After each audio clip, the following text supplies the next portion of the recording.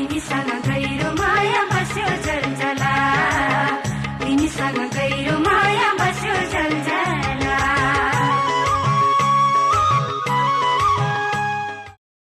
उद्घाटन कार्यक्रम सम्पन्न भइसकेको छ र मलाई लाग्छ यहाँ सबैले यो बहसलाई ध्यानपूर्वक सुनिदिनु हुनेछ भन्ने मलाई लाग्छ, किनभने यो विशेष गरी यो जलजलाको जुन पृष्ठभूमि छ, यसको सम्भावनाका विषयहरू छन् र यसको महत्त्वका विषयहरू अत्यन्तै महत्त्वपूर्ण सेसनको रूपमा यो रहेको छ र यो सेसनलाई जति सक्यो सार्थक बनाउने प्रयास हामीले गर्ने कोसिस गर्नेछौँ।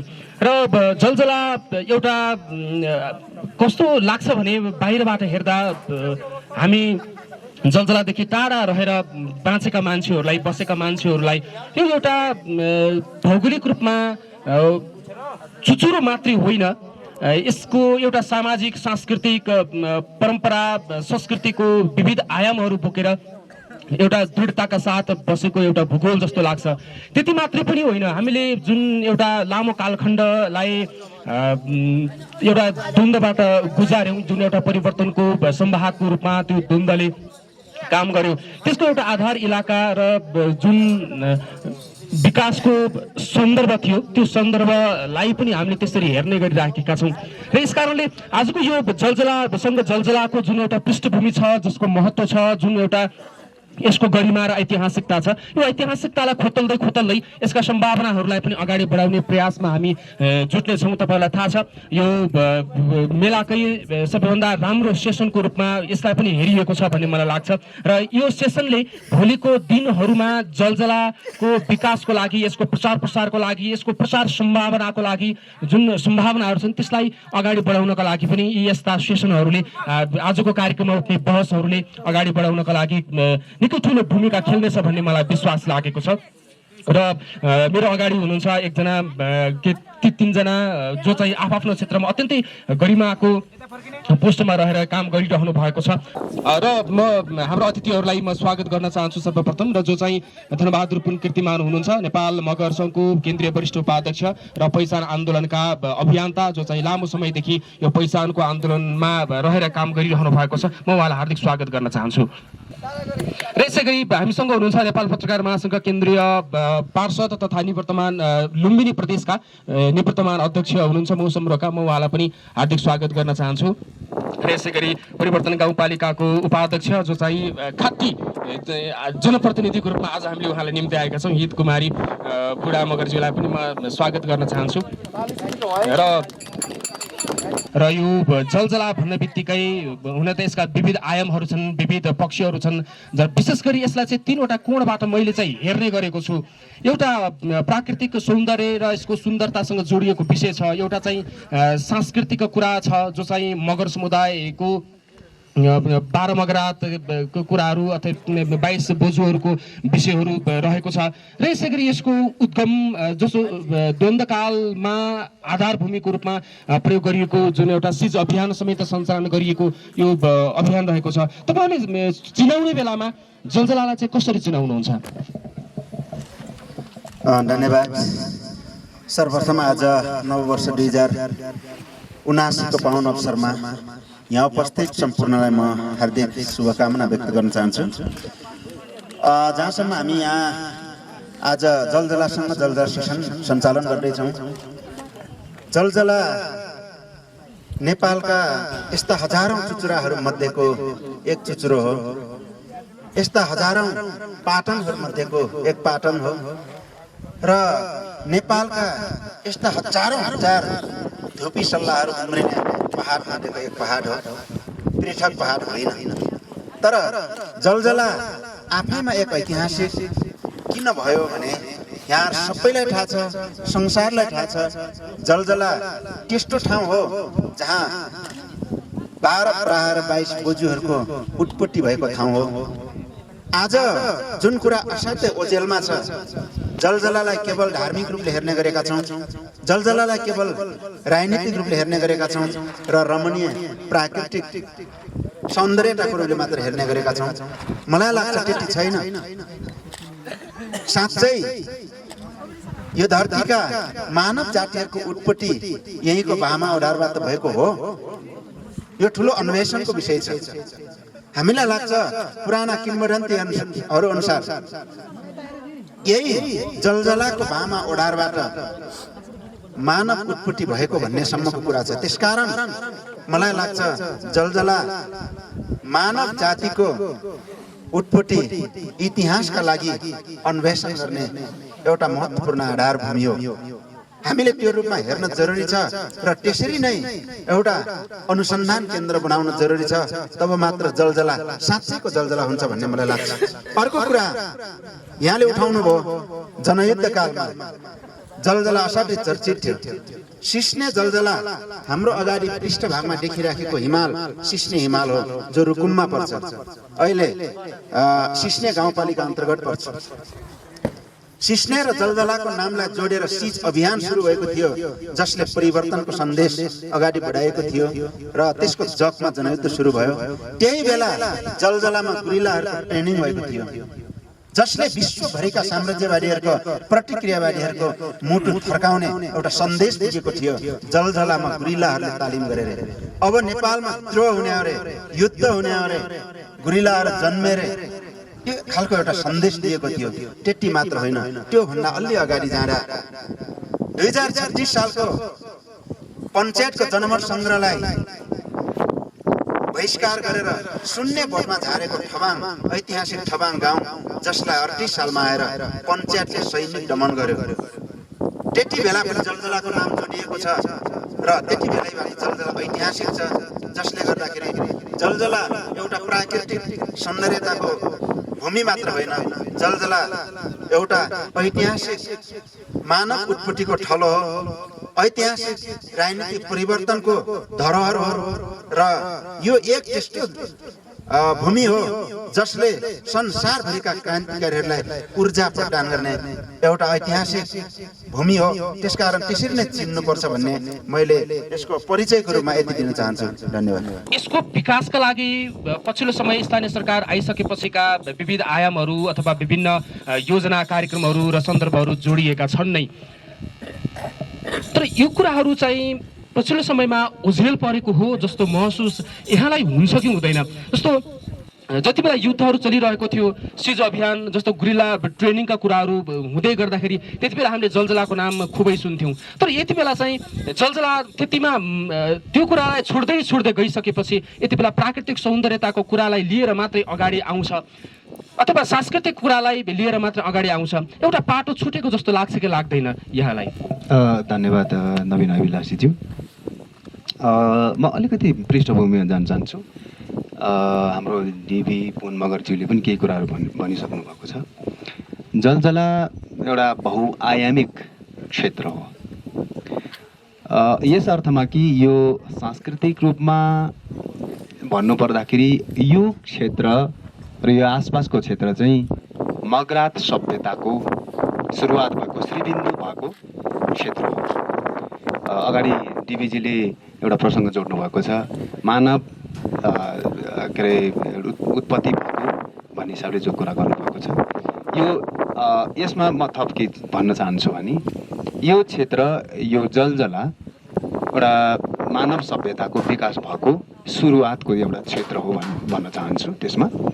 त्यसो किन हो भन्दाखेरि 12 भाइ ब्राह र 22 बहिनी बोजूहरू यहाँबाट उत्पत्ति भएको र नेपालको विभिन्न कुनाहरूमा, जस्तो तपाईँहरूले जानुभएको छ, थाहा पाउनु भएको छ, पोखराको ताल बाराही, ब्राहबाट बाराही हुन पुग्यो, पूर्वमा यस्ता थुप्रै ब्राह थानहरू छन्।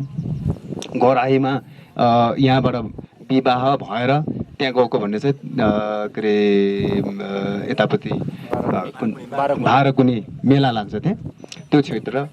र यो जहाँ चाहिँ यो मगरात क्षेत्रको एउटा विकास भयो, जहाँ विस्तार भयो, यो सबै क्षेत्रहरूमा ब्राहको किन पूजा गरिन्छ भन्दाखेरि यहाँबाट चाहिँ मानव सभ्यताको एउटा विकास भएको देखिन्छ भन्ने कुरा म यहाँ राख्न चाहन्छु। एउटा अर्को कुरा चाहिँ यो क्षेत्र चाहिँ अहिले राप्ती नदीको रूपमा जुन चिनिन्छ त्यसको मुहान हो यो, र मुख्य स्रोत चाहिँ यही क्षेत्र हो।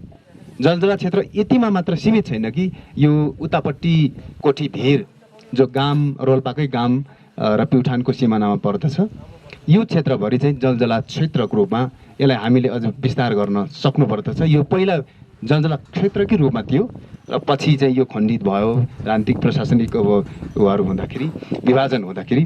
त्यसले गर्दाखेरि यो क्षेत्र नै यस्तो क्षेत्र हो कि जुन यही क्षेत्रबाट उत्पत्ति भएर यहीँबाट मुहान भएर यो बाहिर जान्छ अथवा यो बग्दछ, त्यस्तो खालको एउटा चाहिँ मुहान क्षेत्र पनि भएको हुनाले यो क्षेत्रका समुदायको एउटा जीवनसँग सम्बन्धित पानी जो हामीले जीवनको एउटा अभिन्न अङ्ग, त्यो बिना हामी बाँच्न सक्दैनौँ। त्यो पानीको छेउछाउमा सभ्यताहरू, मानव सभ्यताहरू विकास भएको छ।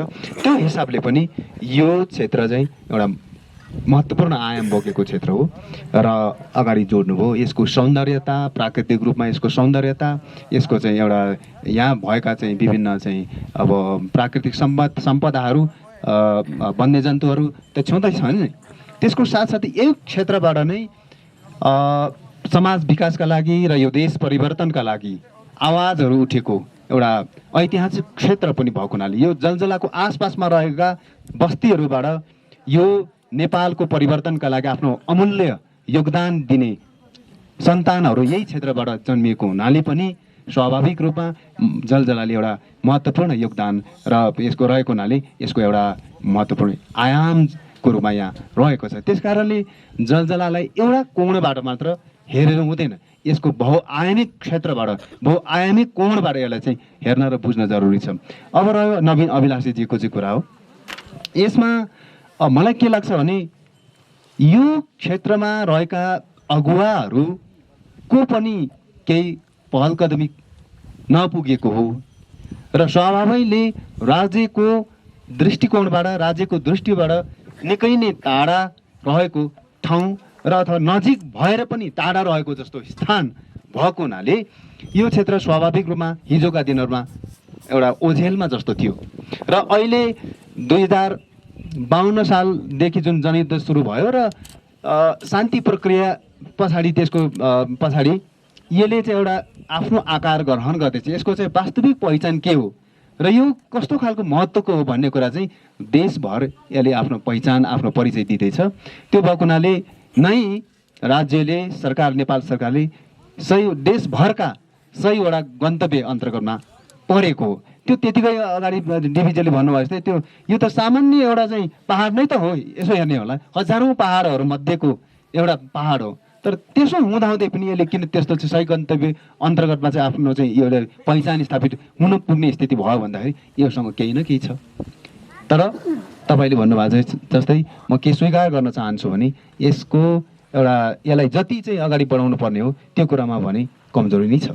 धन्यवाद। यी सम्पदाहरूको संरक्षणको लागि, विकासको लागि, प्रचार प्रसारको लागि अथवा यस्ता सम्पदाहरूलाई संरक्षण गरिराख्नको लागि चाहिँ कतिको गाह्रो भयो र विकास र पछिल्लो समयमा विकासको मोडलको विषयमा धेरै चर्चा हुने गरेको छ र हाम्रा जनताहरूले विकास भन्ने बित्तिकै बाटोघाटो, पुल पुलेसा, धाराहरूको कुराहरू गर्नुहुन्छ र ती हाम्रा चाहिँ आधारभूत आवश्यकताका विषयहरू हुन्। त्यहाँभन्दा माथि उठेर काम गर्न सक्ने स्थिति चाहिँ बन्यो कि बनेन यो 5 वर्षको बिचमा?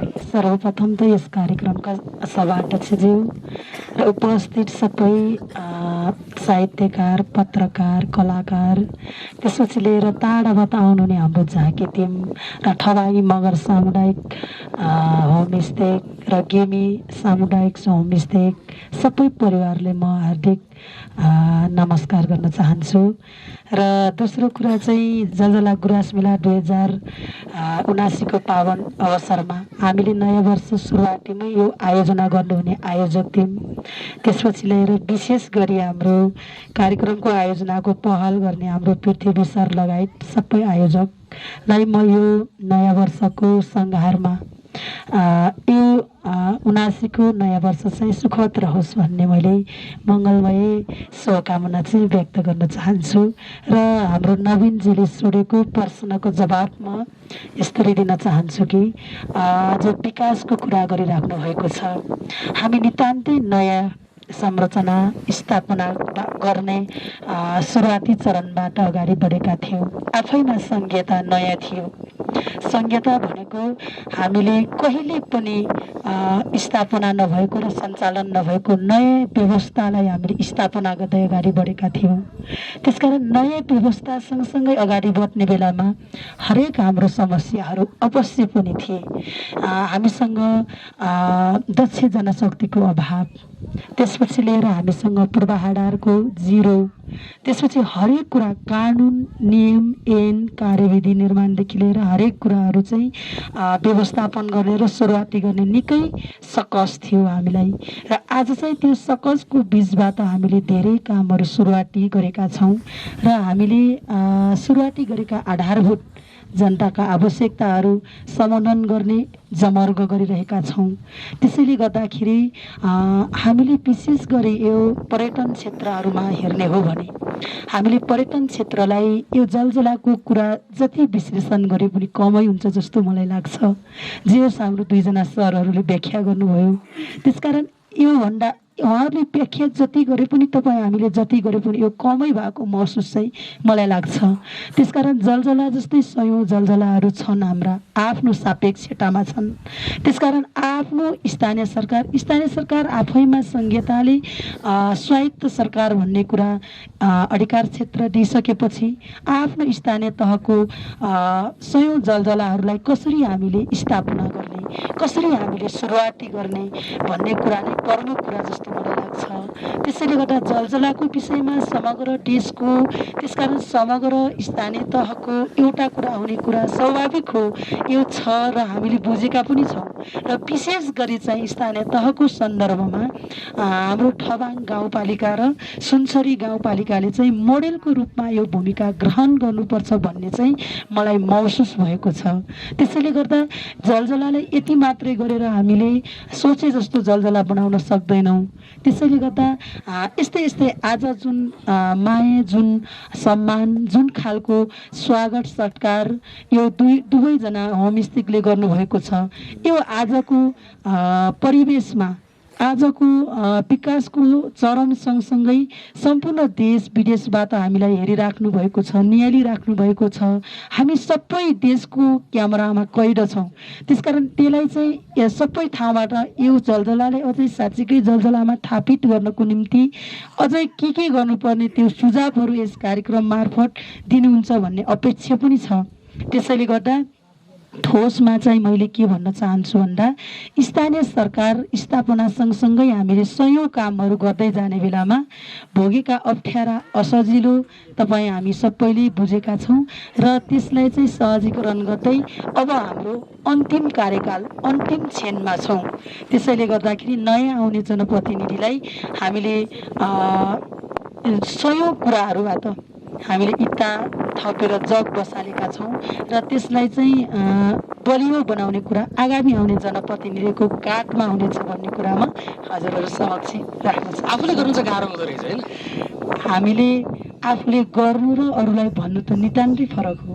त्यसकारण जति अरूलाई भन्न सजिलो र सहज छ त्यति नै आफूले व्यवहारमा कार्यान्वयन गर्ने गाह्रो हुन्छ भन्ने कुरा नै व्यवहारले पुष्टि गरेको छ। एउटा मानव सभ्यताको विकास क्रमको एउटा उत्तम स्थलको रूपमा तपाईँले यसलाई यसरी चर्चा गर्नुभयो, यसको सौन्दर्यीकरणको कुरा गर्नुभयो, यसै गरी सिज अभियानको कुरा पनि तपाईँले प्रश्न पार्नुभयो। त्यो कुरालाई छोडेर यो जलजला जस्ता तमाम हाम्रा सम्पदाहरूलाई कतिन्जेलसम्म हामीले चाहिँ किम्वदन्तीमा सीमित बनाएर राख्ने सरकार तपाईँको भयो, योजनाहरू तपाईँले आफैले बनाउने स्थिति पनि पुग्नु भयो। यति धेरै सम्भावनाका कुराहरू छन्, सङ्केतहरू पनि तपाईँले प्राप्त गर्नुभयो। यसको खोज अनुसन्धान र वैज्ञानिक धरातलबाट विश्लेषण गर्ने, व्याख्या गर्ने र त्यसका आधार र प्रमाणहरू प्रस्तुत गर्ने त्यो स्तरसम्म पुग्नको लागि चाहिँ के कुराले छेक्दो रहेछ कि हामी 12 बराहा र 22 बोजू मात्रै जन्मेका हुन् भनेर मात्रै बस्ने कि त्यसका आधार र प्रमाणहरू पनि पत्ता लगाउने, त्यसको लागि चाहिँ कसले गरिदिनु पर्ने रहेछ? यो भनिहाले तपाईँको सरकार आयो, तपाईँले योजना बनाउने ठाउँमा पनि पुग्नुभयो, कतिको गाह्रो रहेछ कि यो विषय? यो विषय कतिन्जेलसम्म किम्वदन्तीमा राख्ने भन्ने कुरा जुन दिनसम्म तथ्यसँग वैज्ञानिक प्रुफ हुँदैन त्यो दिनसम्म इतिहास किम्वदन्तीमा सीमित हुन्छ। त्यसकारण हामी आज जलजलाको विषयमा जो किम्वदन्ती छ यसलाई विज्ञानसम्मत ढङ्गले प्रुफ गर्ने अभियानमा छौँ र कहीँ न कहीँ हामी त्यसको अनुसन्धानमा छौँ र खोजमा छौँ। त्यसो हुँदाखेरि जुन दिन यहाँको 12 भाइ ब्राह र 22 बहिनी बुज्यूहरूको वास्तविक उत्पत्ति कसरी भएको हो, ऐ मौसम सरले भन्नुभयो जस्तै मगराट सभ्यताको सुरुवात यही क्षेत्रबाट भयो भनेर हामीले दाबी गरिराखेका छौँ, तर प्रुभ गर्न सकिराखेका छैनौँ। त्यो प्रुभ गर्दाको दिन हामी यो किम्वदन्तीलाई समाप्त गर्छौँ र एउटा व्यवस्थित इतिहास नेपाली समाजको अगाडि ल्याउँछौँ र त्यो तथ्यसङ्गत इतिहासबाट टेकेर हामी अगाडि बढ्छौँ। जहाँसम्म यो कसले गर्ने भन्ने विषय छ, यो कसले गर्ने भन्दा हामीले गर्ने हो। नेपालको एउटा समस्या के छ भने फलानाले गरेन, हलानाले गरेन, सरकारले गरेन, हैन, फलानाले बिगार्यो, हलानाले बिगार्यो भन्ने चलन छ। यो नै नेपालको सन्दर्भमा विकासको बाधक हो। हामी आफै जिम्मेवार हौँ, चाहे सरकारमा हौँ या नहौँ, हामी आफै जिम्मेवार हौँ। अनुसन्धान गर्ने हामीले हो, यसमा चासो राख्ने हामीले हो। यहाँ सहभागी तमाम प्रबुद्ध वर्गहरू हुनुहुन्छ, शिक्षित वर्गहरू हुनुहुन्छ। एकपटक घोट्लेर यो इतिहासको बारेमा आफ्नो ज्यान फालेर यहाँ अध्ययन गर्नुपर्छ अनि एउटा प्रुफ प्रमाण लिएर हामी यसलाई थप समृद्धि गर्ने कुरा, यसलाई थप सौन्दर्यकरण गर्ने कुरा त्यसपछि हुन्छ। म यहाँलाई एउटा उदाहरण दिन चाहन्छु। 12 मगराटका मगरहरूले मगर दुध भाषाको विकास गरे, जसमा उनीहरूले अक्खा लिपिको विकास गरे। आज उनीहरूले सबै अक्खा लिपिबाट 1 देखि 100 सम्म अक्खा लिपिबाटै छ, कदेखि ज्ञासम्म अक्खा लिपिबाटै छ। सबै आफ्नो लिपि व्यवस्थित गरेका छन्। त्यो लिपि पत्ता लगाउनको निम्ति एमएस थापा मगरले 6 वर्ष लगाएका हुन्। सम्पूर्ण आफ्ना कामहरू छोडेर 6 वर्ष भूमिगत जस्तै भएर, 6 वर्ष जोगी जस्तै भएर अनुसन्धान गरेर बेलायतको सङ्ग्रहालयसम्म पुगेर, म्याग्दीका गुफाहरूसम्म पुगेर कपिल वस्तुका तमाम अशोक स्तम्भहरूमा लेखेका चित्रहरू समेत अध्ययन गरेर सबै प्रमाणहरू जुटाएर अन्तिममा अक्खा लिपि प्रमाणित गर्नुभयो। हामीले मगराटको 18 मगराटको मगर खाम भाषाको लिपि अझै पत्ता लगाउन सकिराखेका छैनौँ। हाम्रो लिपि कहाँ छ? मगराट सभ्यता विकास हुँदै जाँदा कुन लिपिबाट हाम्रो पुर्खा अगाडि बढ्यो त्यो कुरा अझै पत्ता लगाउन सकिराखेका छैनौँ। तर यही भूमिबाट भयो भन्ने हामी नजिक पुगेका छौँ। त्यसकारण यसको अन्वेषण गर्ने हामीले नै हो, यहाँ सबैले हो र त्यो हामीबाट हुन्छ। र जहाँसम्म यहाँले राज्यले किन गरेन भन्ने कुरा गर्नुभएको छ, तपाईँहरूकै छ भन्ने कुरा गर्नुभएको छ। हाम्रै हो, दलीय हिसाबले हाम्रै हो, कार्यकारी हिसाबले उहाँहरूको हो है। किन गरेन भन्ने छ नि, राज्यले गर्ने भनेको आवश्यक बजेटको व्यवस्था हो।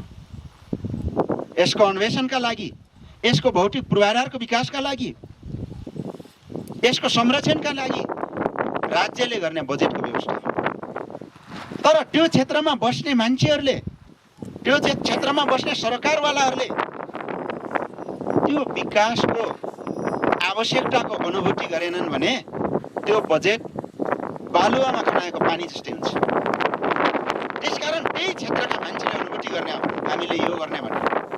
त्यसो हुँदाखेरि मलाई लाग्छ बजेट त सरकारले पठाएछ, बिस्तारै हामी गरिराखेका पनि छौँ। यहाँ जति भएका संरचनाहरू विकासै हो, यसलाई विकास होइन भन्न सकिँदैन। तथापि यसले पुगेको छैन। विकासको एउटा प्राथमिकता भन्ने कुरा हुन्छ होला नि, होइन? जस्तो तपाईँले विकासकै कुराहरू बढाइहाल्नु, म जोडि नै हाल्छु। जस्तो विकास भनेको कुनै पनि त्यो ठाउँको वस्तुस्थिति, त्यसको आधारलाई हेरेर त्यसको प्राथमिकता निर्धारण गरिन्छ होला।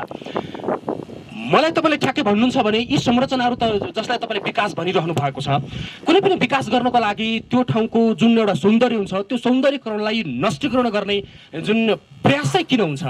जस्तो यिनै संरचनाहरू यो जलजलाको जुन एउटा ग्राउन्ड छ, यो ग्राउन्डभन्दा बाहिर राखेर बनाइदिएको भए के हुन्थ्यो? अथवा तपाईँ मेरो ठिक अगाडि छ एउटा भ्यू टावरले रोल्पालाई केन्द्रमा राखेर देशभर एक हप्ता चाहिँ हल्लाए पनि, जो चाहिँ जलजला आफैमा एउटा चुचुरो हो, आफैमा एउटा पहाड हो भने ती पहाडहरूको त्यही चुचुरोमा चाहिँ यो भ्यू टावर चाहिँ किन बनाइन्छ? अथवा यति बेला ठवाङ्गीहरू भनौँ अथवा यति बेला रोल्पा रुकुमका मानिसहरूले विकासको एउटा आधार जुन जसरी प्राथमिकतामा राख्नुपर्ने त्योभन्दा पर गएर जो चाहिँ जीवनशैलीलाई प्रभाव पार्दैन, जो चाहिँ आम्दानीलाई प्रभाव पार्दैन, बढाउँदैन, ती कुराहरूलाई मात्रै विकास भनेर हामीले किन अगाडि बढिराखेका छौँ? त्यो चेतना हामीले चाहिँ दिन नसकेको हो कि के हो? यही प्रश्न चाहिँ म उहाँलाई पनि गर्नेछु एकछिनपछि। यहाँको आशय मैले बुझेँ। कुनै पनि विकास गर्दै गर्दा भौतिक पूर्वाधारको विकास मात्र विकास होइन, यो हामी क्लियर छौँ। त्यस कारणले हामी सबैभन्दा पहिला जलजलाको सौन्दर्यतालाई संरक्षण गर्न चाहन्थ्यौँ। त्यसैका लागि यो सेरोफेरोका 5 गाविसले 2054 सालमै जलजलाको सौन्दर्यता बचाउनको निम्ति, यसको क्षयकरणलाई रोक्नको निम्ति, यसको चाहिँ एउटा क्रुप्ड हुने वातावरणलाई रोक्नका निम्ति हामी जलजला भू संरक्षण क्षेत्र बनायौँ। र त्यो जलजला भू संरक्षण क्षेत्र बनाएर जलजलामा सम्पूर्ण चरीचरणलाई बन्द गऱ्यौँ र आज जलजला केही हदसम्म सुन्दर भएको छ। यसमा प्रयासहरू गरेका हौँ, नभएको होइन। अर्को कुरा, जहाँसम्म यो भौतिक पूर्वाधारको विकासका कुराहरू गर्नुभयो हो, हामीले एउटा पूर्व गुरु योजना बनाउन सकेनौँ होला। हामीले कस्तो खालको संरचना बनाउने, कसरी यहाँको सौन्दर्यतालाई कायम राख्दै यहाँको चाहिँ पर्यटकलाई सहज हुने खालको भौतिक पूर्वाधार बनाउने भन्ने विषयमा गुरु योजना पुगेन होला। त्यसकारण यहाँहरूले उठाउनु भएको जस्तै बीच खाल्डोमा लिएर किन बनाउनु भयो भन्ने कुराहरू प्रश्न स्वाभाविक रूपले उठेको छ।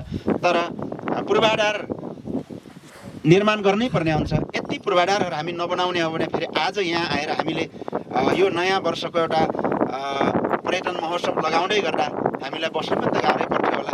त्यसकारण भौतिक पूर्वाधार बनाउनै हुन्न भन्ने होइन, तर यहाँको आशय जो छ एउटा खालको दीर्घकालीन प्लानिङ बनाएर अलिकति यसको सौन्दर्यतालाई कायम राखेर अलिकति सहायता गरिदिए हुन्थ्यो भन्ने कुरा जहाँसम्म चाहिँ वैज्ञानिक छ। यसमा फेरि पनि हामीले प्रयास गर्छौँ। अर्को कुरा, नेपालका त्यस्ता धाकुराहरू छन् जहाँ आफैमा भेउ हो, जहाँ आफैमा भेउटार हो। यहाँ किन बनाइयो भन्ने प्रश्न छ। अब एउटा सजिलो कुरा के छ भने, तपाईँ र मैले त्यो ठिकै हो भन्छौँ, आफैमा भ्यू हो नि ठिकै हो भन्छौँ, तर यहीँ हुनुहुन्छ तमाम हाम्रा युवा युवतीहरू। आजकल सेल्फीको जमाना छ क्या सर, डेट नगरे यसो सेल्फी खिच्न मन पराउँछन्। त्यसकारण त्यो सेल्फी पार्क नबनाउने हो भने गाह्रो हुन्छ। उहाँ तपाईँको पूर्वको 1 नम्बरको मुख्यमन्त्री शेरडन राई निकै छोटो समयमा राजनीति चर्चामा आउनुभयो। किन त्यस्तो भएको रहेछ भन्दाखेरि पूर्वका सबै ठाउँमा, धनकुटा हिलेदेखि सबै ठाउँहरूमा प्रत्येक ठाउँमा सेल्फी पार्क बनाइदियो। त्यही सेल्फी पार्कका कारण युवाहरूले भोट दिए। त्यसलाई नराम्रो हो भन्ने मलाई लाग्दैन है। त्यस कारणले त्यो त्यसलाई चाहिँ राजनीति गर्नलाई सजिलो हुने भयो। राजनीति गर्नलाई होइन, यो मनोरञ्जन पनि हो, यो सांस्कृतिक कुरा पनि हो, सामाजिक कुरा पनि हो होइन। मान्छेले कुनै पनि काम गर्नको निम्ति भित्री दिलदेखि नै उसलाई सन्तुष्टि मिल्दैन भने उसले काम गर्न सक्दैन। एउटा व्यक्ति त्यो भेउटाहरूमा चढेर यसो दृश्य अवलोकन गर्दा एक सेल्फी खिच्दाखेरि आनन्द महसुस हुन्छ भने उसलाई एउटा राम्रो चाहिँ समाज परिवर्तनको निम्ति सभ्यताको सन्देश दिने एउटा कविता फुर्न सक्छ नि। त्यो त समाजकै लागि हो नि, त्यो राजनीतिको लागि होइन। जहाँसम्म राजनीतिक कुरा गर्नुभएको छ, सातो बाटोको भेउटाहरू र त्यसको अस्ति बढी चर्चामा आएको थियो सातो बाटोको भेउटाहरूको बारेमा जति चर्चा भएको छ, जति राम्रा नराम्रा चर्चा भएको छ, त्यो आफ्नो ठाउँमा होस्। तर रोल्पाका जनताले गरेको विधानको एउटा प्रतीक हो, एउटा धरोहर हो। त्यो हामीलाई थाहा छ, रोल्पाली नेताहरूलाई राम्रैसँग थाहा छ। त्यो भेउटाहरूमा लगानी गर्ने रकम जनताको विकासमा लगानी गरे हुन्थ्यो भन्ने हामीलाई थाहा छ। तर त्यहाँ लगानी गर्दै गर्दा 10 वर्षको वीरताको इतिहास नमेटियोस् भनेर वीरताको इतिहासको स्तम्भ गाड्या हो। त्यो वैज्ञानिक छ, त्यो अरूले पनि बनाउँछन्, हामीले मात्र बनाएको होइन। त्यस कारणले त्यसलाई त्यही ढङ्गले बुझ्दा सही हुन्छ भन्ने मलाई लाग्छ। त्यही विकासकै कुराहरू आइराखेको छ। विशेष गरी यो जलजलाको विकासलाई केन्द्रमा राखेर तपाईँले बोलिदिनु होला। हुन त तपाईँको यो कार्यक्षेत्र त पर्दैन होला, तर पनि अलिकति सैद्धान्तिक रूपमा पनि त्यो कुरा तपाईँसँग बढी मेल खाने भएको हुनाले एक प्रश्न तपाईँहरूले सामना गर्नै पर्ने हुन्छ। यो विकासको मोडेल अथवा जलजलालाई अथवा जलजला जस्तै अन्य विभिन्न सांस्कृतिक जो चाहिँ धरोहरहरू छन्, सामाजिक धरोहरहरू छन् जो चाहिँ इतिहासलाई बचाइराख्नका लागि यस्ता सम्पदाहरूको संरक्षणको काम गर्नको लागि त्यो एउटा के कुराले छेक्छ भन्ने कुरा मैले अगाडि पनि राखेको थिएँ। त्यही कुरालाई म दोहोऱ्याउन चाहन्छु कि हामीले एउटा कुनै एउटा ठाउँको विकास गर्नको लागि गुरु योजना बनाएर आजभन्दा ठिक 50 वर्षपछि चाहिँ यो ठाउँलाई चाहिँ यस्तो बनाउने भन्ने किसिमको त्यो सोच चाहिँ हामीले किन निर्माण गर्न सक्दैनौँ होला? हामीले चाहिँ जुनसुकै काम कार्य सुरुवात गर्ने चरणमा मुख्य कुरा चाहिँ आफ्नो भिजन, डिसिजन, त्यसपछि लिएर गुरु योजनाको आवश्यक पर्ने गर्दछ। अघि हजुरले जलजलाको यही पूर्वाधारको पनि व्याख्या गर्नुभयो। मलाई लाग्छ जलजलाको सन्दर्भमा पनि यही पूर्वाधारहरू स्थापना गर्ने सन्दर्भमा पहिले चाहिँ गहिराइमा गएर यसको सबै कुरा हिसाब किताब गरेर गुरु योजना बनाएर गएको भए हजुरले भने जस्तै जलजला बन्थ्यो होला भन्ने कुरा म 1 नम्बर जवाब दिन चाहन्छु। हाम्रो गुरु योजनाको समस्याले गर्दा नै यो विकास, एकीकृत विकासहरू जो हुनुपर्ने त्यो भइराखेको छैन, त्यो हामीले महसुस गरेका छौँ। र अर्को कुरा केले छेक्छ भन्ने कुरा चाहिँ पहिलो कुरा त मैले अघि पनि दर्शाएँ हजुरलाई, जो कि हामी पहिलो जनप्रतिनिधिहरू हो। त्यसरी हामीसँग दक्ष जनशक्ति पनि थिएनन् जो कि कानुनी रूपमा हामीलाई सपोर्ट गर्ने, सहयोग गर्ने, त्यसकारण भिजन त्यही अनुसार निर्माण गर्ने दक्ष जनशक्तिको अभावबाट हामीले स्थानीय सरकार सञ्चालन गरिरहँदाखेरि हामीले हरेक कुराको पूर्वाधार क्षेत्रदेखि लिएर पर्यटकीय क्षेत्र, त्यसपछि लिएर सामाजिक क्षेत्र, त्यसपछि लिएर यो मानव सूचाङ्क हरेक कुराको हामीले गुरु योजना नबनाइकन लक्ष्य प्राप्ति चाहिँ गर्न सकिँदैन। यो यथार्थ कुरा हो। त्यसकारण स्थानीय सरकार सञ्चालन गरिरहँदा अहिले महसुस भएको कुरा के हो भन्दाखेरि हामीले अहिलेको पहिलो कार्यकाल चाहिँ गोलमेल सम्मेलन जस्तै गरेर हामीले काम कार्यहरू सञ्चालन गर्यौं। यद्यपि त्यो कतिपय कुराहरू त आफ्नो क्षेत्रमा त्यसलाई आफ्नो क्षेत्र अधिकारभित्र गुरु योजना बनाउने कुरा, त्यसपछि लिएर त्यसलाई कसरी सञ्चालन गर्ने भन्ने कुरा त अहिले आधिकारिक चाहिँ हाम्रो केही जगहरू बसालेका छौँ, जस्तै गाउँपालिका गुरु योजनाहरू, त्यसपछि सडक गुरु योजनाहरू, त्यसपछि लिएर पर्यटकीय क्षेत्रको गुरु योजनाहरू सबै यिनीहरू गुरु योजना बनाएर नै जानुपर्ने देखिन्छ। र हजुरले सोधेको त केले रोकेछ भन्ने कुराको जवाब के हो भन्नुहुन्छ भन्दाखेरि जो भिजन, जो दृष्टिकोण, जे भिजन र दृष्टिकोण राखेर हामी जनप्रतिनिधिहरू आएका छौँ, त्यो भिजन र दृष्टिकोण त्यहाँ लगेर व्यवहारमा कार्यान्वयन गर्दाखेरि म्याच नहुँदो रहेछ। त्यसकारण हामीले जति गर्न खोजेका छौँ, जति गर्न सोचेका छौँ, त्यो यद्यपि गर्न नसकेका त छौँ नै, त्यो हामीले स्वीकार छौँ। तर हामीले चाहिँ अब कसरी यो हजुरले उठाएको प्रश्नहरूलाई क्रमागत रूपमा, यसलाई सिलसिलागत रूपमा, कानुनीगत रूपमा कसरी लैजाने भन्ने विषयमा महसुस गर्दैछौँ। र अब आउने जनप्रतिनिधिहरूले फेरि पनि अहिले नयाँ जनप्रतिनिधिहरू आउनुभयो भने फेरि त्यो बिचमा जिगज्याग हुने, अन्यल हुने, त्यसपछि वरपर हुने, जस्तै हाम्रो एउटा कार्यकालमा कमसेकम 100 अन्यलताबाट एउटा डिजाइन गर्ने क्षमताको विकास हामीसँग भएको छ। र अहिले फेरि यो जुन हाम्रो आवधिक चुनाव हुँदैछ, यो व्यवस्थाले फेरि नयाँ जनप्रतिनिधिहरू आउने भयो भने फेरि यही अन्यल हुन्छ कि फेरि यस्तै हजुरले गर्ने क्वेसनहरू फेरि अर्को जन्मिन्छ कि भन्ने चाहिँ मलाई महसुस भएको छ। जस्तो अब यही कुरालाई ठ्याक्कै यिनीहरू जोडेर, जस्तो यस्ता सम्पदाहरूको संरक्षण एकातिर छँदैछ र अर्कोतर्फ चाहिँ यसलाई यहाँका जनताहरूले आय आर्जनसँग चाहिँ कसरी जोड्ने होला, ठ्याक्कै भन्दाखेरि यसलाई चाहिँ पर्यटनसँग चाहिँ अब कसरी जोड्ने होला, त्यतातर्फबाट अगाडि बढौँ। पर्यटन तर्फमा जोड्नको निम्ति चाहिँ हाम्रो यो सुरुवाती चरणमा अलि अप्ठ्यारै हुन्छ। जुनसुकै काम गर्ने बेला पनि बाटो खन्ने त गाह्रै हुन्छ। त्यसकारण पर्यटन क्षेत्रलाई जोड्नको निम्ति यति मात्रै गरेर हामीले पुग्दैन। स्थानीय सरकारले आफ्नो तर्फबाट गर्ने पहल, जस्तै म छिमेकी गाउँपालिकाको उपाध्यक्षको हैसियतले आफ्नो तर्फबाट गर्ने प्रचार प्रसार, त्यसपछि आफ्नो तर्फबाट गर्ने सहयोग समर्थन, त्यसपछि यहाँ पर्यटकीय क्षेत्रमा भित्रिने पाहुनाहरूलाई गर्ने त्यो व्यवहार, त्यसपछि लिएर गर्ने सत्कार, त्यसपछि यहाँको जो हिसाबले हामी अगाडि बढ्ने अठोट राखेका छौँ। यो तपाईँ हामी सबै सामाजिक क्षेत्रकामा लाग्ने धेरै समाजसेवीहरू, त्यसकारण पत्रकारहरू, त्यसपछि लिएर हामी सबै मिल्यौँ भने मात्रै, हामी सबै मिल्यौँ भने के हुन्छ भन्नुहुन्छ भन्दाखेरि अगाडि बढ्न त्यति अप्ठ्यारो जस्तो मलाई लाग्दैन। हामी एकले अर्कालाई असहयोग गरेर गयौँ भने चाहिँ पर्यटकीय क्षेत्रलाई अगाडि बढाउन चाहिँ त्यति सजिलो छ जस्तो मलाई लाग्दैन। म मौसम सरकोमा जान चाहन्छु। यो पर्यटनको विषय अब आइहाल्यो, अब हाम्रो पर्यटनलाई नै जोड्दै अगाडि बढौँ। जलजलाबाट तपाईँले अगाडि पनि भन्नुभयो लुम्री र माडीको एउटा उत्गम स्थल जो चाहिँ नदी सभ्यताकै रूपमा अगाडि बढेको छ। त्यति मात्र होइन, विभिन्न अध्ययनहरूले विभिन्न व्यक्तिहरूले चाहिँ 39वटा नदी नालाहरू चाहिँ यही थबाङबाट चाहिँ सुरु हुन्छ भनेर लेखेका रहेछन्। यहाँका गुराँसहरू कतिले 14 प्रकारका गुराँसहरू पाइन्छ भनेर लेखेका छन्, कतिले 24 प्रकारका गुराँसहरू पाइन्छ भनेर लेखेका छन्, कतिले 36 प्रकारका गुराँसहरू पाइन्छ भनेर लेखेका छन्। यो युद्ध पर्यटनको अत्यन्त राम्रो सम्भावना भएको ठाउँ पनि रह्यो। यसै गरी यो यसभन्दा अगाडिमा आउने बेलामा यो कुन ठाउँ नेर हो, यो चाहिँ दलदल गर्ने जमिन पनि रहेछ। यो यसको आफ्नै छुट्टै यसको सौन्दर्य होला अथवा यसलाई छुट्टै तरिकाले व्याख्या विश्लेषण गर्न सकिएला। यति धेरै प्रचारका कुरा, सम्भावनाका कुराहरू हुँदाहुँदै अब यसलाई चाहिँ अब कसरी अगाडि बढ्ने होला, अब अलिकति योजनाबद्ध तरिकाले कुरा गरौँ न। अब धन्यवाद नवीन अभिलाषजी।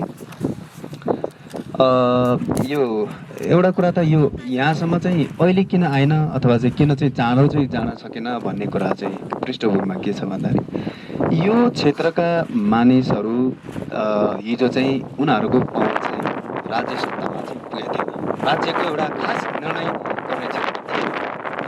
भलै केही थिए, बालाराम घरती बगर जस्ता चाहिँ अगुवाहरू थिए, उनीहरू 30औं वर्षसम्म 32औं वर्षसम्म पञ्चायत के अरे 30औं वर्षसम्म पञ्चायत राज्य व्यवस्थामा त्यहाँ चाहिँ उनीहरू संलग्न रहे। तर उनीहरूमा अघि उपाध्यक्षज्यूले भन्नुभए चाहिँ विकासको दृष्टिकोण चाहिँ त्यहाँ रहेन। त्यति बेलाको तत्जनित आवश्यकता, तत्जनित चेतनाहरूले पनि त्यहाँ कहीँ न कहीँ काम गरेको देखिन्छ। र यो 5 वर्ष जो स्थानीय सरकारहरू पनि यसमा के देखियो भने समुदायको आवश्यकताहरू र उनीहरूका चाहनाहरू बढीभन्दा बढी चाहिँ स्थानीय सरकारहरूमा रिफ्लेक्सन हुँदो रहेछन्, त्यहाँ चाहिँ व्यक्त हुँदो रहेछन्। र उनीहरूको प्राथमिकता के देखियो भने सुरुमा सडकमा, त्यसपछि शिक्षा र स्वास्थ्यमा त्यहाँ देखियो। त्यसले गर्दाखेरि धेरै जसो बजेटहरू त्यहाँ खर्च भइरहेको चाहिँ देखियो। र अब अहिले चाहिँ त्यो करिब चाहिँ त्यो मिड पोइन्टमा अथवा जहाँ चाहिँ अब पुग्नुपर्ने त्यहाँ चाहिँ पुग्ने एउटा स्थिति वातावरण हुँदै गर्दाखेरि मानिसहरूले अब अर्थ उपार्जन कसरी हुन सक्छ, आर्थिक जेनेरेट कसरी गर्न सकिन्छ भन्ने कुराहरू उनीहरूले सोचिरहेका छन्। त्यो सन्दर्भमा यो कुरा जोडिएर आउँछ। त्यसले गर्दाखेरि अब हामी कसरी जाने र यसलाई कसरी चाहिँ अब व्यवस्थित रूपमा लैजान सकिन्छ भन्ने विषयमा अब मुख्य कुरा चाहिँ केही छलफलहरू निकै नै अगाडि बढेका छन्।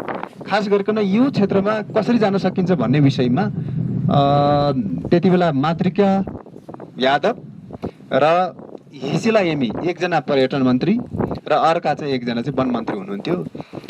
त्यो 65 सालतिरको कुरा हो। त्यति बेला चाहिँ मैले दुवैजनालाई भेटेँ। हामी केही अगुवा साथीहरूसँग भेटेका थियौँ। कतिपय कुरा के हुँदो रहेछ भने नेतृत्वमा रहेका, सत्तामा रहेका र चाहिँ गर्ने ठाउँमा रहेकाहरूको बिचमा कुराहरू मिलेन भने, त्यही दृष्टिकोणहरू मिलेन भने र कुन ठाउँलाई कसरी लैजाने भन्ने विषयहरू एक ठाउँमा चाहिँ भएन भने त्यो कहीँ न कहीँ चाहिँ ओझेलमा पर्दो रहेछ। त्यति बेला मातृका यादवको चाहिँ भनाइ के थियो भन्दाखेरि यो क्षेत्रलाई एउटा संरक्षित क्षेत्रको रूपमा लैजाने र बहुआयामिक रूपमा समुदायमा आधारित एउटा संरक्षित क्षेत्रको रूपमा यसलाई लैजाने र त्यही आधारमा चाहिँ यहाँ रहेका तपाईँले भन्नुभएको जस्तै अब थुप्रै प्रजातिका गुराँसहरू, थुप्रै प्रजातिका चाहिँ उहरू के अरे जडीबुटीहरू अनि यही क्षेत्रबाट चाहिँ थुप्रै के अरे खोलाहरू, पानीहरू बग्ने र त्यसमा चाहिँ जीवन धानिरहेका मान्छेहरू चाहिँ रहेका हुनाले त्यही रूपमा चाहिँ यसलाई विकास गर्न जरुरी छ र यहाँको समुदायले नै यसलाई चाहिँ संरक्षण गर्नुपर्छ। 54 सालदेखि उनीहरू आफैले पनि संरक्षण गरिरहेको हुनाले त्यसरी जानुपर्छ भन्ने उनको दृष्टिकोण। हिसिला एमी पर्यटन मन्त्री हुनुहुन्थ्यो, उहाँको मन्त्रालयको उहाँको आफ्नो दृष्टिकोण के थियो भने यसलाई विशुद्ध पर्यटन क्षेत्रको रूपमा विकास गर्नुपर्छ भन्ने आयो। गर्दाखेरि उहाँहरूले बजेट हाल्ने विषयमा कुरा चल्दै गर्दा हिस्लाई एमले 50 लाख यहाँ राख्नुभयो। अनि मालतीका पौड यादव चाहिँ रिसाएर चाहिँ अब उता अर्कोतिर लाग्नुभयो। गर्दाखेरि त्यो एक प्रकारले चाहिँ एकीकृत पर्यटन र वन र पर्यटनको बिचमा एउटा सामान्यता भएर चाहिँ अगाडि बढेको भए धेरै नै अगाडि बढ्थ्यो होला जस्तो लाग्छ। त्यो वातावरण निर्माण हुन सकेन। त्यसपछिका दिनहरूमा धेरै नै हामीले प्रयत्न गऱ्यौँ। त्यो चाहिँ एउटा तहसम्ममा पुगेर चाहिँ रहेको छ। र खासमा चाहिँ हामीले विकासका लागि यसको अगाडि चाहिँ डिभिजीले भन्दै हुनुहुन्थ्यो, यसको चाहिँ सर्वाङ्गीन विकासका लागि र यसको चाहिँ एउटा गुरु योजना बनाएर मास्टर प्लान बनाएर जाने भन्ने कुरा छ। र त्यसो गर्न सकेमा सबै कुराहरूलाई चाहिँ एकीकृत रूपमा यसको विकास गर्न सकिन्छ र यहाँको मानिसहरूको चाहिँ जीवन परिवर्तन गर्ने एउटा महत्त्वपूर्ण आधार चाहिँ यसलाई कुरोमा चाहिँ यसलाई अगाडि बढाउन सकिन्छ। जस्तो यो युद्ध पर्यटनको कुरा छ नि, जस्तो सिज अभियानबाट चलेको अथवा गुरिल्ला ट्रेनिङ, त्यो ट्रेनिङ पनि यही भएको भन्ने कुरा छ, त्यसको कुनै पनि छनक यहाँ देख्न पाइँदैन। त्यो सम्भावना चाहिँ कति हो? त्यो सम्भावना छ।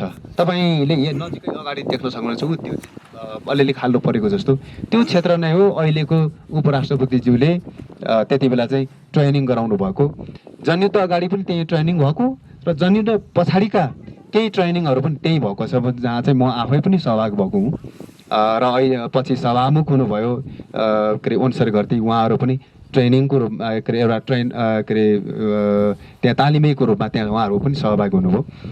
यो क्षेत्रलाई चाहिँ हामीले जुन रूपमा विकास गर्न सक्नुपर्ने हो त्यही हो कि मानिसहरूको जीवन बदल्नका लागि खास क्षेत्रहरू के हुन् र तिनका प्राथमिकता आधारहरू के हुन्छन् भन्दाखेरि स्थानीय स्तरमा चाहिँ आवश्यकताहरू प्राथमिकीकरण गर्दाखेरि अरू नै परे र यहाँ चाहिँ हुन सकेन। त्यसले गर्दाखेरि हामीले हिजो जुन विरासत, हामीले जुन इतिहास निर्माण गर्यौँ तिनी कुराहरू अब उत्खनन गर्नुपर्ने वा तिनलाई चाहिँ फेरि नयाँ ढङ्गबाट चाहिँ प्रचारमा लैजानुपर्ने स्थिति चाहिँ बनेको छ।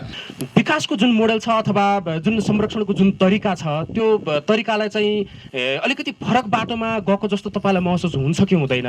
युद्धलाई संरक्षण गर्नको लागि त्यसको निशानी, त्यसको इतिहासलाई तर्ज बनाएर अमिटताका साथ, दृढताका साथ राख्नका लागि भ्युटाउरै चाहिने हो अथवा त्यो मान्छेको चेतना र मस्तिष्कमा त्यसलाई अमिट बनाएर राख्ने हो? यसको प्राथमिकीकरण कसले गर्ने भन्ने सन्दर्भमा दुईटा कुरा नै हुन्छ। एउटा तलैबाट चाहिँ यसको चाहिँ प्राथमिकीकरणका लागि समुदाय स्तरबाट चाहिँ यसलाई उठाएर लैजाने, यसलाई चाहिँ व्यापक रूपमा चाहिँ अब पहल गर्ने, आवाज उठाउने, योजना निर्माणका लागि चाहिँ एउटा वातावरण सिर्जना गर्ने। र अर्को कुरा चाहिँ नेतृत्वले वा चाहिँ राज्यले चाहिँ त्यसलाई चाहिँ सम्बोधन गरेर योजनामा धाल्ने र कार्यक्रममा धाल्ने, त्यो दुईटै कुरा हो। त्यसले गर्दा अहिले चाहिँ कहाँ छ भन्दाखेरि त्यो कुराहरू कम्तीमा पनि राज्यको एउटा निकायसम्म, एउटा स्थानसम्म पुर्याउने चाहिँ वातावरण बनेको छ। अगाडि हितकुमारीजीले भन्दै हुनुहुन्थ्यो कि स्थानीय सरकारहरू केही स्वायत्त अधिकारसहित अहिले चाहिँ 5 वर्षसम्म चाहिँ अभ्यास भयो र तिनले अब यो यस्ता क्षेत्रहरूलाई आफ्नो प्राथमिक क्षेत्रको रूपमा चाहिँ लैजान जरुरी छ। रोल्पा जिल्लाले र यहाँ यो आसपासमा रहेका स्थानीय सरकारहरूले चाहिँ त्यो प्राथमिकीकरण चाहिँ को रूपमा चाहिँ अगाडि बढाएर लैजान सक्ने हो भने वास्तवमै चाहिँ हामीले भने जस्तो वातावरण सिर्जना हुन सक्दछ। र अर्को कुरो चाहिँ जहाँसम्म चाहिँ यो हामीले आफ्नो विरासत, आफ्नो इतिहासलाई बचाइराख्ने भन्ने स्तरमा चाहिँ पहिलो कुरा त मान्छेहरूको दिल दिमागमा त्यसलाई जीवित राख्ने कुरा नै महत्त्वपूर्ण हो। तर त्यति कुरा निर्माण गर्नका लागि पनि अरू केही भौतिक कुराहरू, सांस्कृतिक कुराहरू, त्यसलाई राज्यले संरक्षण गर्ने के अरे दायित्व निर्माण गर्ने कुराहरू, सबै कुराहरू त्यहाँ केन्द्रित हुने भएको हुनाले त्यो एकल पक्षबाट वा चाहिँ मानिसहरूको मनमा मात्र राखेर हुँदैन। त्यो त पुस्ता अन्तर हुँदै जाँदाखेरि त्यो चाहिँ अझ के अरे त्यो नष्ट हुँदै जाने खतरा हुन्छ।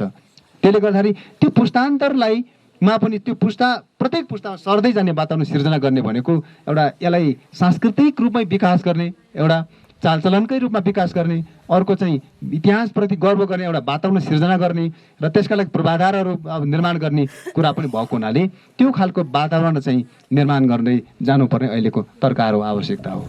अब हुन त नेपाली कम्युनिस्टहरूको प्रवृत्तिहरू चाहिँ अनेक प्रकारका प्रवृत्तिहरू छन्। केही प्रवृत्तिहरू त्यो हामीसँग पनि मेल खान्छ होला। जलजलाको विषयलाई केन्द्रमा राखेर हेर्दाखेरि चाहिँ थोरै केही विरोधाभास जस्तो देखिन्छ कि देखिँदैन, अथवा यसलाई चाहिँ तपाईँले कसरी प्रश्न पार्नुहुन्छ, त्यो मलाई अत्यन्तै जान्न मन लागेको के भने केही मानिस अथवा केही घर केही नेताहरू रोल्पा रुकुमका मानिसहरू जसले चाहिँ कम्युनिस्ट आन्दोलनमा लागिसकेपछि घरका देवदेवताहरू चाहिँ सेलाएर हतियार बोकेर हिँडे, तिनैका नेताहरू अहिले यही जलजलामा आएर चाहिँ भेडा काट्ने स्थिति किन निर्माण भयो होला, अथवा यो कम्युनिस्ट आन्दोलन अथवा कम्युनिस्ट विचारधारा बोक्ने मान्छे र जलजलाको जुन सांस्कृतिक पहिचानको कुराहरू छ यसलाई चाहिँ कसरी विरोधाभासपूर्ण नगराइकन तटस्थताका साथ चाहिँ समानान्तर तरिकाले चाहिँ कसरी लैजाने होला? म स्वयं पहिचानको आन्दोलनमा हिँडिराखेका मान्छे, म स्वयं कम्युनिस्ट विचारधाराले प्रेरित मान्छे। तपाईँले भन्नुभयो जस्तै मार्क्सवादले धर्म मान्दैन, मार्क्सवादले आध्यात्म मान्दैन, धर्म भने आध्यात्मबाट हो। यतापट्टि पहिचानले के भन्छ भने हरेक जात जातिहरूको आफ्नो परम्परागत संस्कार संस्कृति धार्मिक आस्थाको संरक्षण गर्नुपर्छ भन्छ है, उसको पहिचान हो त्यो भन्छ। त्यसो हुँदाखेरि अप्ठ्यारा छ। तर यहाँको प्रश्नको खास आशय के हो भने कम्युनिस्टहरूले किन भेडा काटे, पूजा किन गरे भन्ने कुरा जो छ। म एउटा पहिचानवादी आन्दोलनमा लागिराखेका मानिस हो। भेडा काट्ने कुरामा पुग्ने कि नपुग्ने त्यो एउटा कुरा भयो, तर कुनै व्यक्तिलाई कुनै मानिसलाई त्यो भेडा काटेर पूजा नगर्दासम्म आत्मसन्तुष्टि हुँदैन भने उसलाई गर्न दिनुपर्छ, त्यो उसको स्वतन्त्रता हो। त्यो पक्षमा म छु। किनकि हामीलाई थाहा छ हरेक रोगको औषधि डाक्टरले गर्छ, हरेक रोगको पहिचान डाक्टरले गर्छ भन्ने छ। तर यो क्षेत्रमा अझै पनि यहाँ के अदृश्य शक्ति छ, धामी झाँक्रीले गर्छ। जलजलामा त्यस्तो अदृश्य पुरुष छ जो बाह्र ब्राह छ, जसलाई खुसी पार्यो भने रोग व्याधि लाग्दैन भन्ने छ। त्यति मात्र होइन, निसन्तान हुने त हर्मोनका कारण होला नि सर, होइन? अहिलेसम्म हामीले बुझेकै त्यही हो, बुझेकै थियो, विज्ञानले प्रुभ गरे त्यो। तर कोही निसन्तान भयो भने होइन, यो देउताको श्राप लाग्यो, अब पूजा गर्न गएर देउतालाई खुसी पार्नु पर्यो, पुत्र लाभ हुन्छ भन्ने प्रचलन छ। आजको दिनसम्म त्यति मात्र होइन, छोरी भइराख्या हुन्छ, छोरा हुँदैन। अनि ती हर्मोनका कारणले त्यो भइराख्या छैन। तर जलजलामा चाहिँ छोराको वर मागेपछि छोरा हुन्छ भनेर यहाँ आएर पूजा गरेर गइसकेपछि छोरा भएर नाम पनि वरमान राखेकाहरू छन् है। वर मागेर पाइएको हुनाले वरमान नाम राखेका तमाम मान्छेहरू हुनुहुन्छ। यो एउटा असाध्यै पुरानो एउटा आध्यात्मिक आस्था हो क्या सर। हजारौँ वर्षदेखि, आजको होइन, हजारौँ वर्षदेखि यो आस्था हो। त्यस कारणले त्यसो भए तपाईँले ठ्याक्कै एकदम सही पोइन्टमा आइदिनु भयो क्या। भन्नाले यो 10 वर्षसम्म हामीले जुन किसिमको आन्दोलन गऱ्यौँ, जुन किसिमको लडाइँ गऱ्यौँ, त्यो लडाइँ भनेको राज्य व्यवस्था परिवर्तनको मात्रै थिएन होला।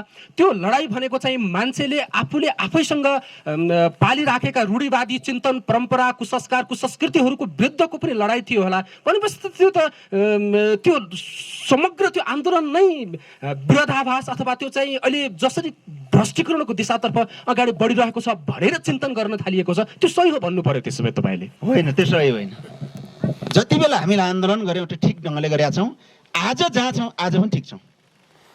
किन ठिक छौँ भने त्यो आन्दोलन तपाईँले भन्नुभयो जस्तै नेपालको पुरानो सडे गलेको राज्य सत्तालाई परिवर्तन गरेर जनताको वास्तविक जनवाद सहितको अधिकार प्राप्त भएको राज्य व्यवस्था स्थापना गर्न थियो।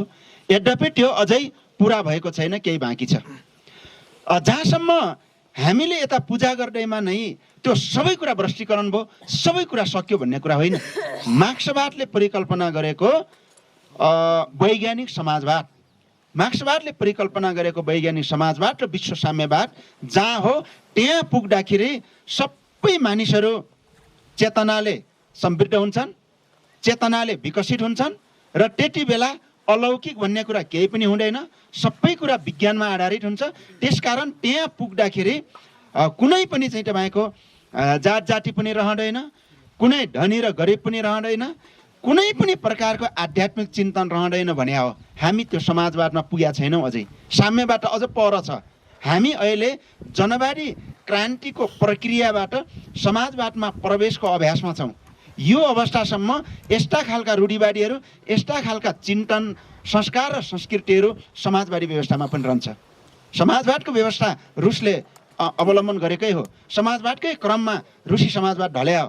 त्यस कारणले त्यहाँ हुन्छ। चीनमा माओले जनवादी क्रान्ति सम्पन्न गरेर अगाडि बढ्ने क्रममा यस्तै कुराहरू आयो र महान सर्वहारा सांस्कृतिक क्रान्ति अगाडि बढाउनु पर्यो, आफैलाई रूपान्तरण गर्ने कुरा अगाडि बढायो। त्यसकारण त्यहाँसम्म जाँदाखेरि यो समाप्त हुन्छ। हामी त्यही सिलसिलामा छौँ। जहाँसम्म रूढिवादी फेरि फर्क्यो भन्नुभएको छ नि, त्यो फर्क्या छैन। यति पूजा गरेमा रूढिवादी हुँदैन मलाई लाग्छ।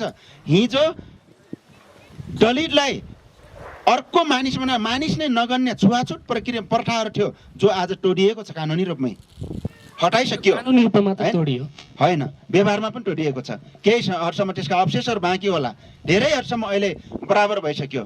तपाईँको सती प्रथाहरू हिजो गयो, आखिर परिवर्तन होइन। महिलालाई दोस्रो दर्जाको रूपमा मानिने स्थिति जो थियो त्यो मुक्ति भएको छ। आज समावेशी, समानुपातिक र विशेष आरक्षणका सिद्धान्त मार्फत महिला र पुरुष बीचको विभेदलाई अन्त्य गर्ने काम भएको छ। दलित र गैर दलित बीचको विभेदलाई अन्त्य गर्ने काम भएको छ। अल्पसङ्ख्यक समुदायलाई राज्यको नीति निर्माण तहमा ल्याउने काम भएको छ। कर्मिक रूपले विकास भइराखेको छ। त्यस कारणले हामीले यसलाई कर्मिक परिवर्तनका रूपमा लिनुपर्छ।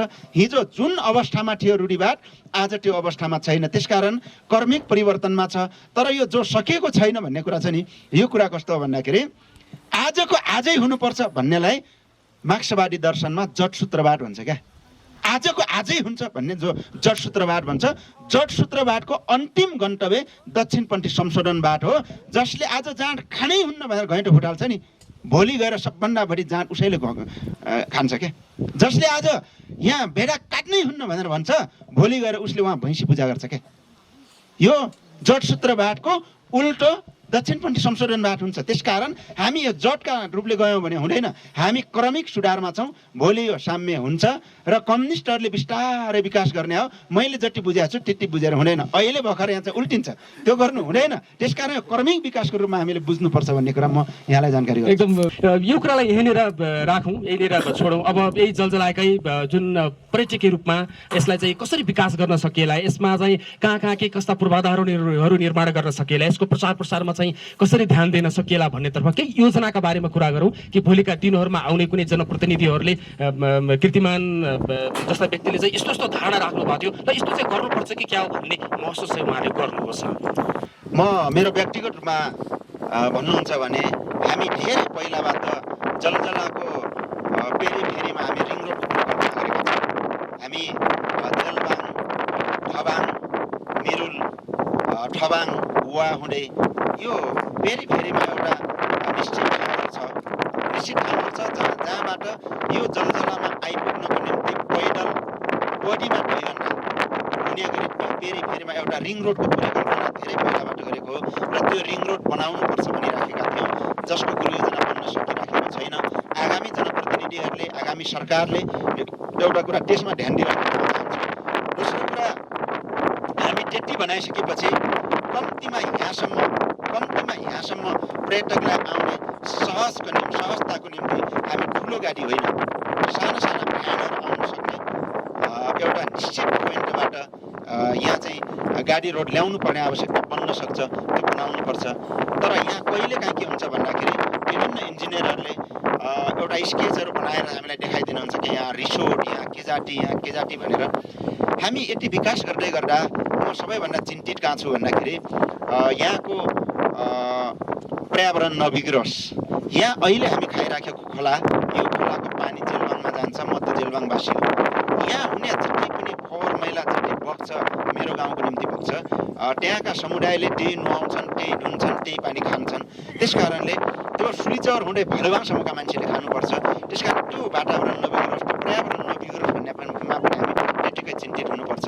अर्को कुरा, जलजला विकास हामी गर्दै गर्दा मैले भने नि अलिकति गुरु योजना बनिएको छैन। म यही कार्यक्रममा मार्फत भन्न चाहन्छु, सुनसरी गाउँपालिका, ठपाङ गाउँपालिका, रोल्पा नगरपालिका र अलिअलि ठाउँ छुन्ने भएको हुनाले परिवर्तन गाउँपालिका, यो चारवटा गाउँपालिका स्थानीय